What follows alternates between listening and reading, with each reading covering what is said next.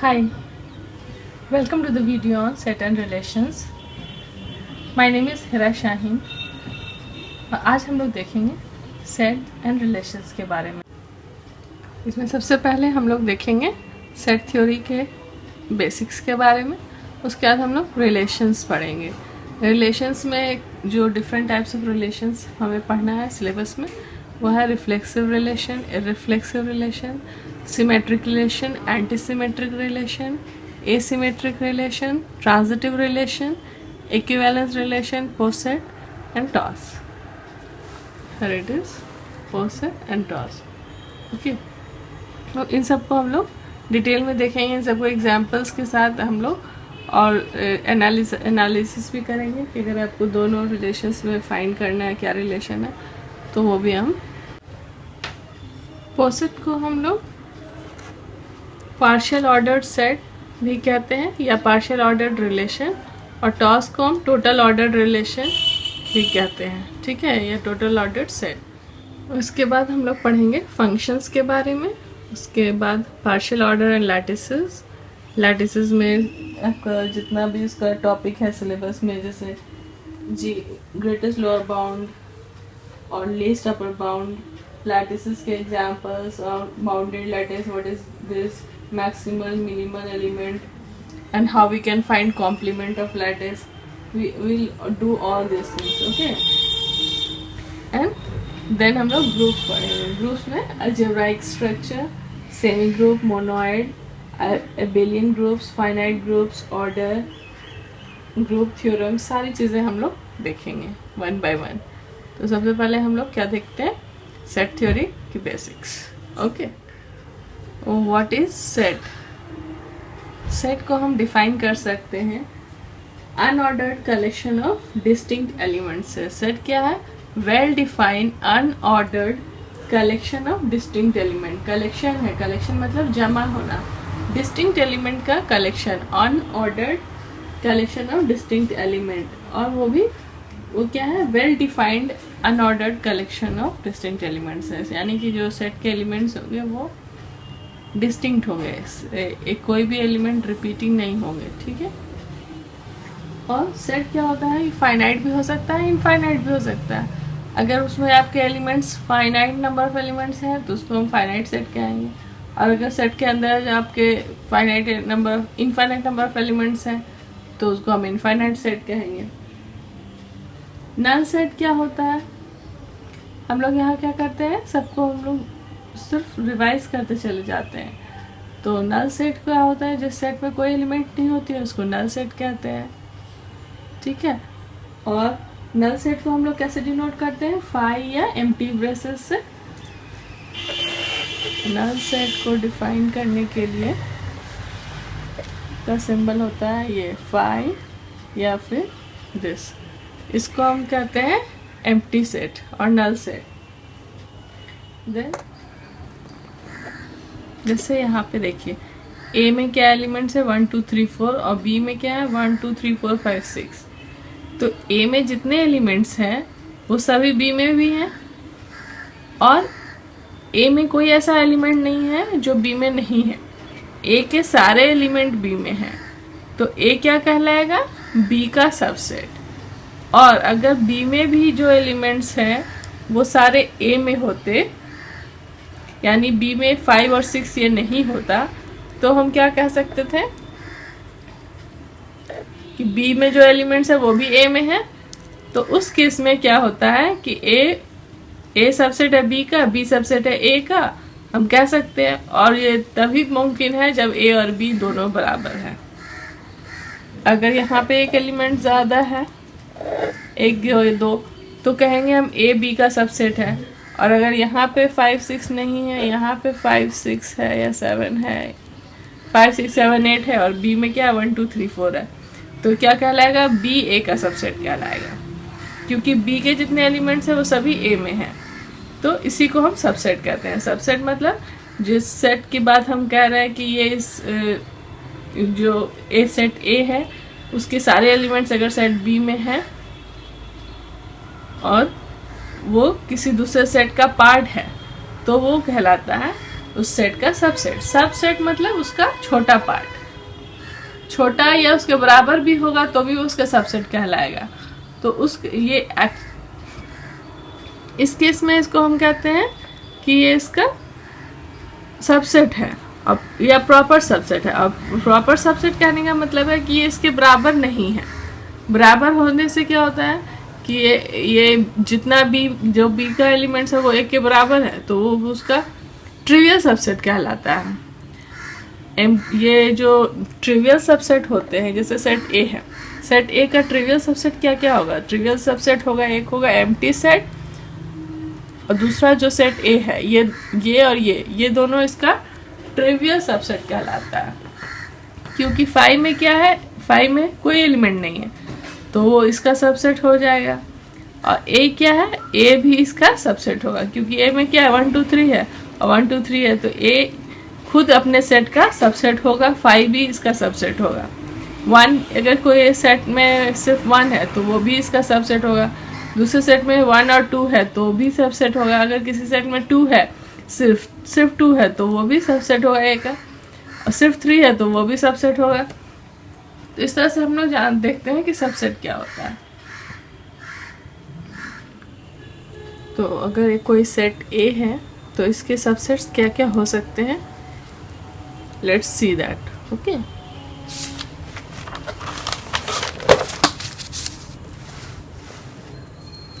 see here, suppose A is a set is having 1 2 3। अगर set A के elements हैं 1 2 and 3, तो A के सबसेट्स क्या क्या हो सकते हैं? एक हो गया 5 और नल सेट, इसको हम कहते हैं एम्प्टी सेट। उसके बाद एक हो गया आपका सेट हो गया जिसमें 1 है, इसमें 2 है और 3 है, 1 and 2 है, 1 and 3 है, 2 and 3 है और 1 2 and 3 है। ये सारे इस ए सेट के सबसेट हैं, ठीक है। और ये एम्प्टी सेट और दिस सेट, ये सेट में क्या है, सारे एलिमेंट्स है 1 2 3, तो ये दोनों सेट क्या कहलाते हैं? इसके ट्रिवियल सेट कहलाते हैं, ट्रिवियल सबसेट कहलाते हैं, ट्रिवियल सबसेट कहलाते हैं। नेक्स्ट थिंग, अगर एक सेट है बी जिसमें एलिमेंट है आपके, इसमें भी 1 2 3 है और ए में भी 1 2 3 है, तो इसमें क्या हम कह सकते हैं कि ए क्या है, बी का सबसेट है और बी ए का सबसेट है। जब ऐसा सिचुएशन आ जाता है तो ये तभी पॉसिबल है जब ए बी के बराबर होगा। तो अगर A is subset of B and B is subset of A, then we can say that A is equal to B. Proper subset क्या होता है? जब कोई सबसेट जो किसी सेट का सबसेट है वो ट्रिवियल सबसेट नहीं है तो वो प्रॉपर सबसेट कहलाएगा। जैसे यहाँ पे हमने देखा ये सारे सेट्स क्या है, इस सेट के सबसेट है, लेकिन ट्रिवियल सबसेट को छोड़ दें अगर हम, जैसे ये और ये, तो बाकी जो सबसेट्स हैं वो उसके प्रॉपर सबसेट कहलाएंगे। सबसेट सभी है लेकिन ये ट्रिवियल सबसेट है। ट्रिवियल सबसेट को छोड़ दें तो उसके अलावा जो उसके सबसेट्स हैं वो उसके प्रॉपर सबसेट कहलाते हैं, ठीक है। तो अगर यहाँ पे आपका ए है 1 2 3 और एक सेट सपोज है 2 3, तो ये क्या कहलाएगा, 2 3 कहलाए, ये बी सेट बी कहलाएगा ए का प्रॉपर सबसेट, ठीक है। तो और सुपर सेट क्या होता है? सुपर सेट अगर हम कहें कि B is a subset of A, तो ए इसका सुपर सेट है। मतलब सबसेट मतलब इसका कुछ पार्ट, और सुपर सेट मतलब इसमें कुछ इससे ज़्यादा। जैसे 2 3 तो है ही, इसके अलावा भी कुछ इसमें होगा, इसलिए इसको हम इसका सुपर सेट कहेंगे और बी को इसका सबसेट कहेंगे, ठीक है। इसको पॉज करके नोट डाउन कर सकते हैं। यहाँ पे आपका सेट का डेफिनेशन है, ये एग्जाम्पल्स दिए हुए हैं। और ये नल सेट है। सबसेट क्या होते हैं? सबसेट का सिंबल है यहाँ पे, इसको हम सबसेट का सिंबल कहते हैं। और यहाँ पे एक एग्जांपल दिया है ए और बी का, और बी में देखिए 2 एलिमेंट्स है 1 and 2 और ए में 1 2 3 है, तो हम क्या कह सकते हैं कि B is a subset of A. और ये क्या देखिए, एक कोई सेट ए है तो उसका ए और फाई जो है वो क्या कहलाता है? Trivial subset of A.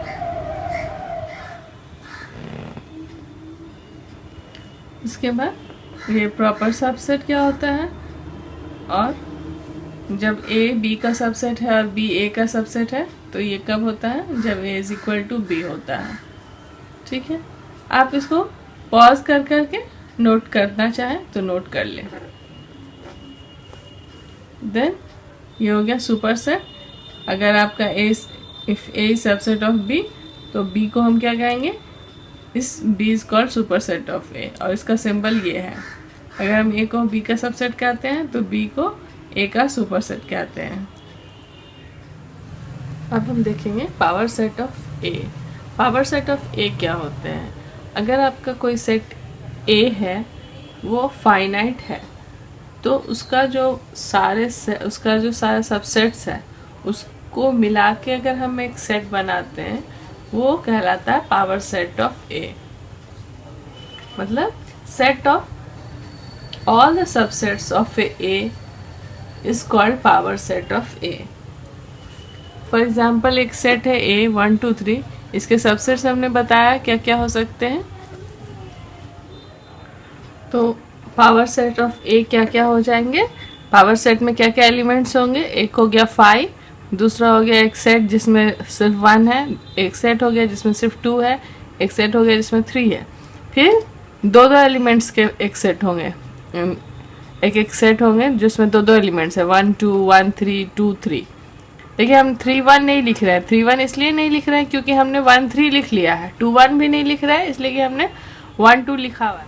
तो 1 2 चूँकि यहाँ लिख चुके हैं इसलिए हम 2 1 नहीं लिख रहे हैं, क्योंकि ये क्या है 1 2 आपका रिपीटिंग नहीं होना चाहिए।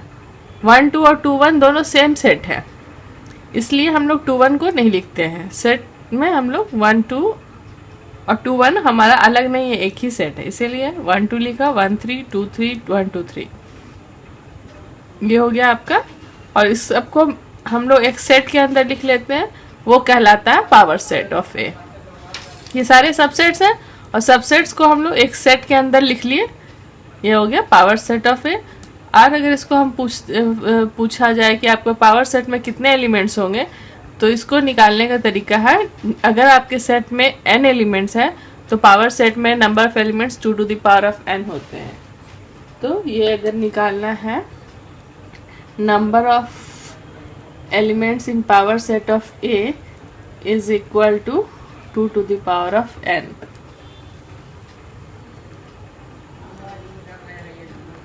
ये क्या हो गया? Number of elements in a power set of A is equal to 2 to the power of n। उसके बाद हम देखेंगे कि कॉम्प्लीमेंट ऑफ सेट क्या होते हैं, यूनिवर्सल सेट क्या होते हैं और डिफरेंस कैसे निकालते हैं दो सेट का।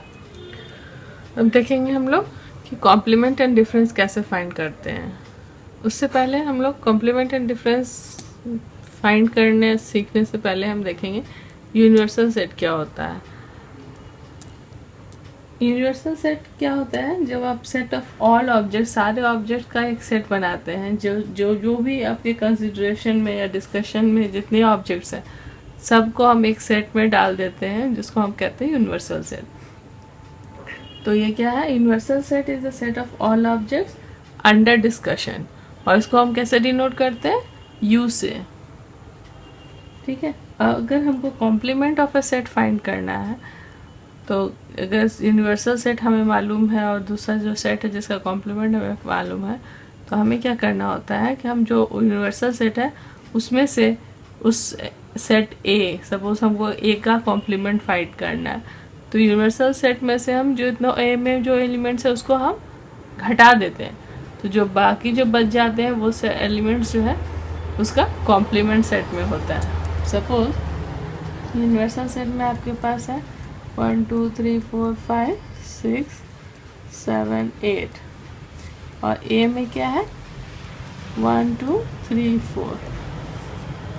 तो ए कॉम्प्लीमेंट क्या हो जाएगा 1 2 3 4। अगर हम इसमें से घटा दें यूनिवर्सल सेट में से तो ये जो है बच जाएगा 5 6 7 8। तो इसको निकालने का तरीका होता है u माइनस ए। और ये क्या है 1 2 3 4 5 6 7 8। इसमें से हमने ए को घटा दिया 1 2 3 4।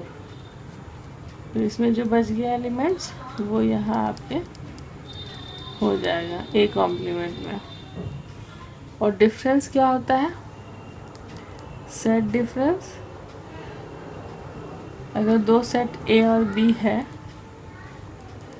जिसके एलिमेंट्स है 1 2 3 4 5 6 और बी में क्या है 2 3 4 7 8। दो सेट है ए और बी जिसमें ए में एलिमेंट्स ये 1 2 3 4 5 6 है, बी में 2 3 4 7 8 है। और हमको अगर ए माइनस बी फाइंड करना है तो ए में से हम बी के एलिमेंट्स जो उसमें प्रेजेंट है ए में उसको हम घटा देंगे। जो बाकी रह जाएगा ए में वो उसका डिफरेंस होगा सेट डिफरेंस ए माइनस बी। यहाँ देखिए इसमें कॉमन क्या क्या है ए और बी में 2 3 4 बस 2 3 4 कॉमन है। तो जो कॉमन पोर्शन है वो हम ए में से घटा देंगे अगर हमको ए माइनस बी फाइंड करना है तो जो बचेगा ए का एलिमेंट वो इसमें हम लिख देंगे। तो इसमें क्या बचेगा 1 5 6। लेकिन अगर वही हमको अगर b माइनस ए फाइंड करना हो तो क्या करेंगे इसमें भी हमें कॉमन ही घटाना है लेकिन हम इस बार घटाएंगे b में से। तो b में आपका क्या रह जाएगा 2 3 4 अगर कॉमन है तो इसको b में से घटाएंगे तो रह जाएगा आपका 7 और 8। तो ये आपका b माइनस ए हो गया। ठीक है, इस तरह से हम लोग सेट डिफरेंस फाइंड करते हैं। अभी के लिए इतना ही। नेक्स्ट वीडियो में हम लोग देखेंगे यूनियन कैसे फाइंड करते हैं, union of two sets, intersection और सिमेट्रिकल डिफरेंस क्या होते हैं। ठीक है, उसके बाद हम लोग स्टार्ट करेंगे रिलेशंस के बारे में और उसमें जो टाइप्स ऑफ रिलेशंस मैंने आपको बताया रिफ्लेक्सिव रिलेशन, इररिफ्लेक्सिव रिलेशंस, वो सब चीज़ें हम लोग नेक्स्ट वीडियो में देखेंगे। आपको मेरा जो वीडियो समझ में आ रहा है और सीख रहे हैं तो इसे लाइक करना और सब्सक्राइब करना नहीं भूलें करें। और अगर कोई क्वेरी है तो उसे कमेंट बॉक्स में लिखें और उसे आप डिस्कशन फोरम में भी लिख के पूछ सकते हैं। Thanks for watching.